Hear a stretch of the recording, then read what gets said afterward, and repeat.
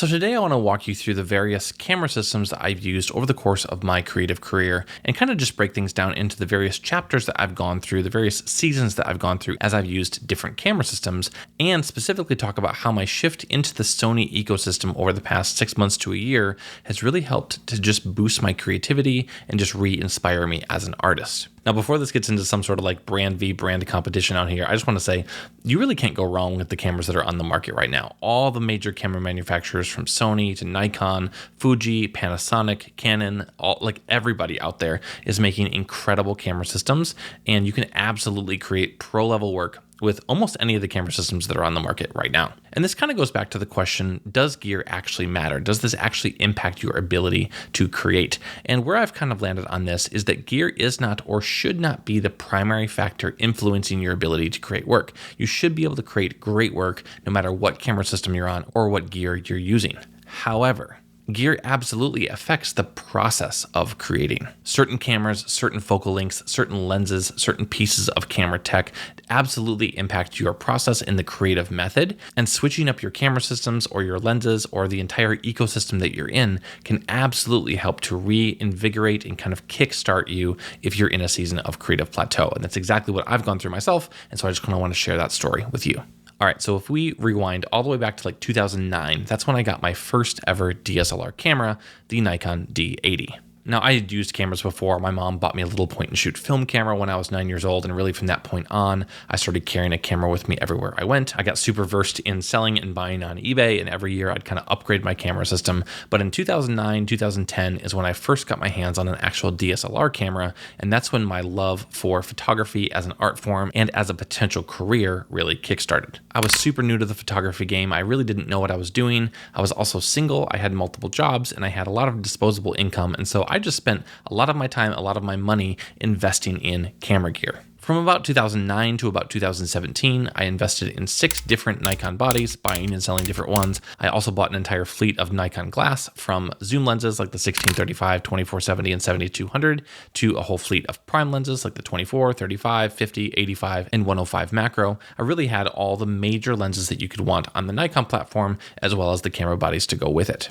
Now, obviously, this is way overkill. Most people don't have the reason or the finances to invest this heavily into camera gear, but I was at a much younger season of my life where I had the finances to do that. And what that really allowed me to do was just kind of discover what I wanted to do in the photography world, what lenses I liked, what focal lengths I liked shooting at, what apertures best suited the style of work I was going for, what type of bodies I wanted to shoot with. Did I want to shoot with high resolution bodies or faster, like sports style camera bodies? It just gave me a lot of time to experiment with a lot of different camera gear, try things out, and kind of figure out who I was and where I fit into the photography world. So I shot on all Nikon cameras and lenses until about 2017, where I started running into some tension points with the color science of Nikon at the time, and specifically how Nikon just really fell short in the video sphere. I was starting to dive into the video world and really needed some cameras that could do video a lot better, and so I decided to check out Canon. I am switching from Nikon to Canon. In 2017, I decided to sell all of my Nikon kit and move over to a fully Canon kit, and that kind of kicks off the second chapter of my camera system story, the Canon chapter, and what I'm going to call my refinement chapter.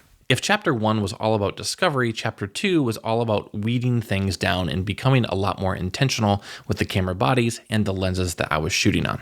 And it's kind of interesting thinking back to my shift to Canon, because shifting over from Nikon, which I had shot on for like 8 years, over into the Canon ecosystem, I felt creatively rejuvenated and inspired again. I had a different color science to work with, so I had to spend a little bit more time being selective on my editing. I was using different lenses and different camera bodies and experimenting with how to use those, and the different characteristics of each of those lenses was really, really fun to kind of just take some time and figure some things out.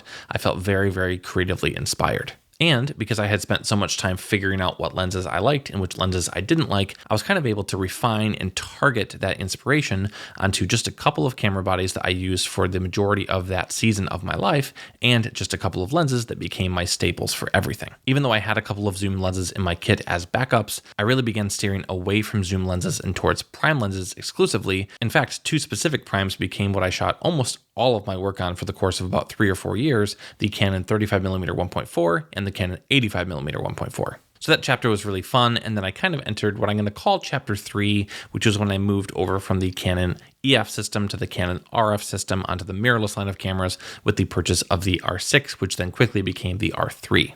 In this chapter, I'm going to call my minimalist chapter. When I first made the switch over to the mirrorless cameras, I was still using all of my EF glass. But very soon after that, I decided to invest in the RF 28-70 f2 lens, a lens I've made a lot of videos about on this channel. And that lens quickly became my go-to lens for basically everything. For the span of about 2 to 3 years, every single one of my projects, almost exclusively, was shot on the Canon R3 and the Canon 28-70 f2 lens. And the crazy thing is, I had been shooting on the EF35 and EF85 for so long that when I first picked up the RF 28-70, all of that creative inspiration hit all over again. Even though I wasn't switching camera systems, I was switching to a new mount, and I was switching to an entirely new lens setup with a zoom lens instead of 2 prime lenses. And honestly, that shift is, I think, what kept me on Canon for so long, because I genuinely enjoyed shooting with that combination of camera body and lens, and it was just such a perfect solution for my specific shooting style. And I basically shot all of my work on that specific lens for a couple of years. But in the later stages of 2023, I started adding a lot more commercial video and a lot more content creation style videos, some like short films, documentary work, into my arsenal as a creator, and the Canon ecosystem started creating some more tension points again. Interestingly enough, while video had been the reason that I switched to Canon from Nikon, video was also the reason I switched away from Canon and onto Sony.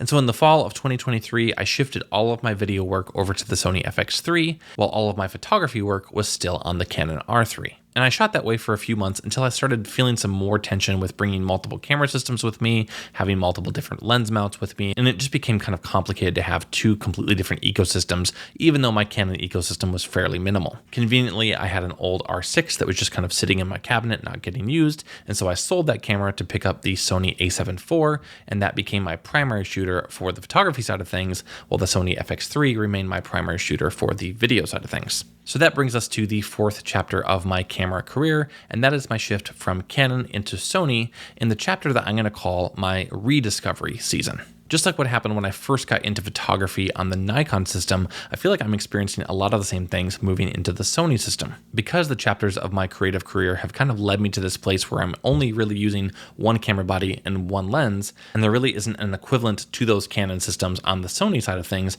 I've really kind of had to reimagine what systems and what tools I need to use in my career to accomplish the specific creative visions that I have. For the first time in years, I'm shooting with 2 zoom lenses, the Sigma 24-70 2.8 and the Sony 70-200 f4 macro.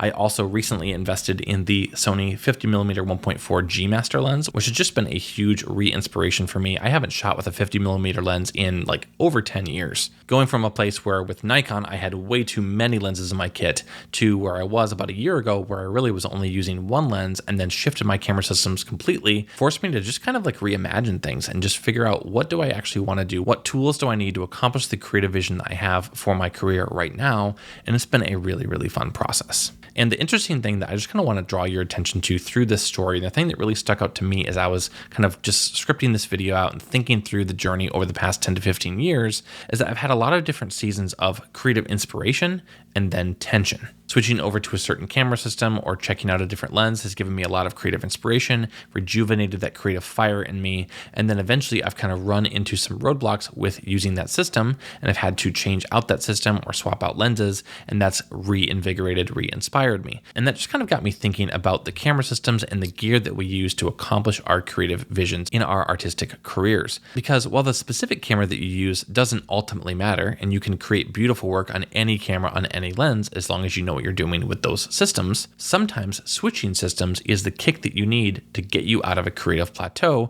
and to just re-inspire and reinvigorate yourself creatively. And so while ultimately gear is not everything, gear definitely is something. And having the right gear for the right season of your creative career is the best way to be able to accomplish your creative vision most effectively and honestly re-inspire yourself creatively in the process. And that's exactly what I found in my shift over from the Canon system over to the Sony system in these last few months.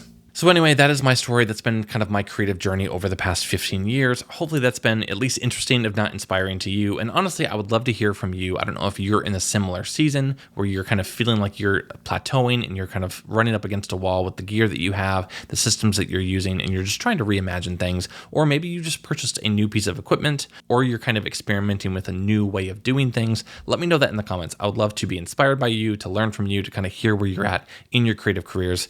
Thank you so much for watching, and I will see you in the next video. Cheers.